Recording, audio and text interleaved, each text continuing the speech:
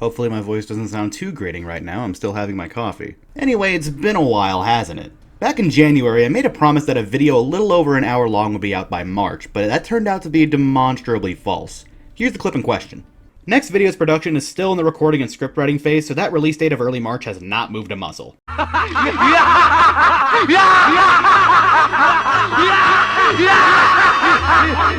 So what the fuck happened? Well, not only did that video age poorly in every possible regard, which I'll get to later, but several things, both in and out of my control, caused the production of the next video to stagnate. First off, back in late January, I got a new full-time job that takes up a majority of my time now. Back in 2023, the job that I had gave me fuck all for hours, but the plus side is that I had all the time in the world to make YouTube videos. Now though, I work from 3 p.m. to 1:30 a.m. 4 to 5 days a week. Sounds like hell for anyone used to working during the day, but I actually adjusted very quickly, and since the pay is drastically better, this is probably the best job I've ever had, and I've been doing great ever since. Then the problems relating to the video started to arise. The reduced free time actually isn't too much of an issue, as the Klonoa retrospective basically strong-armed me into managing myself better outside of work. The first problem is the scope of that video. Simply put, I severely misjudged how big that project would be. I didn't know I had that much to say about it, specifically during the Dark Age chapter of the video. I just kept adding and adding and adding more to that part because, to be honest, I haven't really seen that many people discuss Namco's handling of the franchise in a more detailed capacity, and after doing my own research, it was just...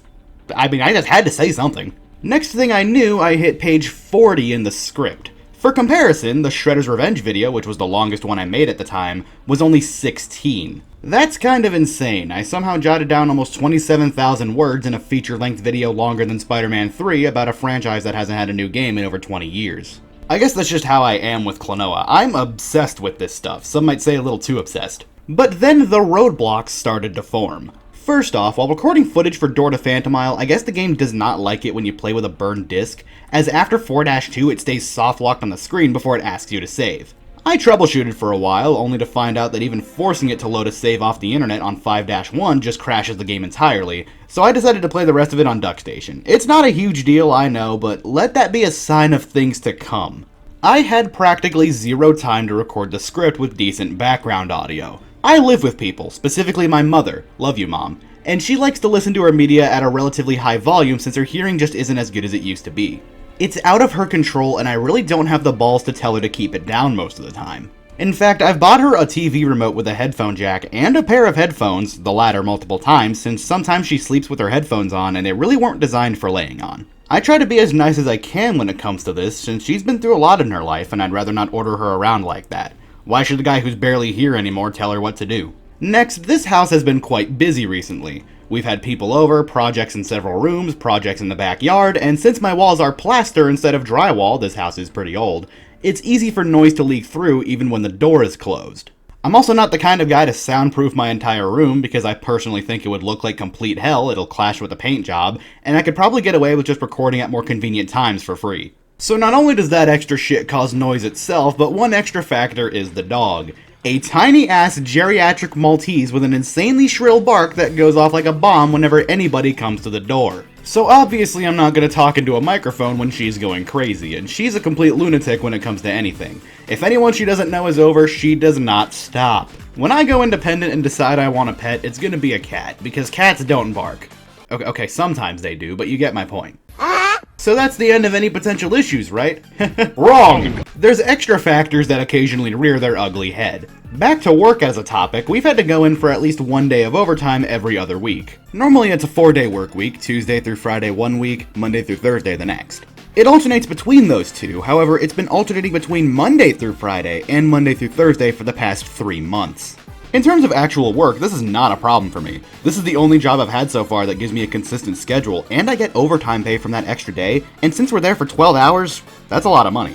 So even though it can be a little irritating at times, overtime really isn't a problem. There were a handful of individual events, like my internet being out for a few days, which I won't go into specifics for, but to be brutally honest, the biggest hurdle making this video was me. Specifically me and the way I manage my free time. Basically, with my job schedule, it's hard to shake the feeling of not wanting to do anything after waking up, since I get home at fucking 2 in the morning, and on weekends, I'm typically in the mood to dick around. I mean, it sounds reasonable, why should I be obligated to do this kind of shit on my time off? But I have committed to this channel since 2022, I've been consistently uploading for almost 2 years now. and my skills have improved greatly, so why should I stop now? I want to keep doing this as much as I can, but at first it was insanely hard to be in the mood to do something productive in my free time, even though this channel has been my passion project and it's done so much for me. Now don't take that the wrong way, I'm not depressed or anything, in fact I'm doing better than ever for multiple reasons. I just found it really hard to fit video production into my new routine for a while. Until the end of March, that is. At that point the script was finished for about a month, my audio recording was about halfway done, give or take, and then it hit me like a fucking truck. The editing progress. The retrospective sheer size caused me to start editing in the middle of recording audio, and the only other time I did that was Shredder's Revenge. I looked at my editing progress after 3 months, and it was practically nothing. Just a few minutes into the editing timeline. I genuinely just could not believe myself. This was already the longest gap between videos, and I pretty much had nothing fucking done in terms of editing. That's when I decided to put my foot down, crack down hard on myself, and get this shit over with. No excuses.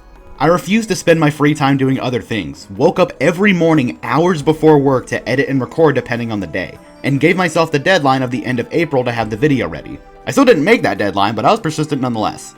If anything, despite the long time in the oven, the fact that I managed to edit a 2.5-hour video in a month was kinda nuts, and at the end when I first typed in that thanks for watching text slide, the weight of the fucking world fell off my shoulders. I could let my mind rest without constant pressure of getting something done, I was able to spend the weekend being a lazy piece of shit as per usual, I could socialize for once and not have to worry about mismanaging my time, and nothing hurts anymore, I feel kind of free. That was a great feeling. So it's done. It's been public for a few days now, and this channel is going right back to a normal routine. The next video is absolutely back to basics, so I'm targeting a release date of maybe mid-June for that.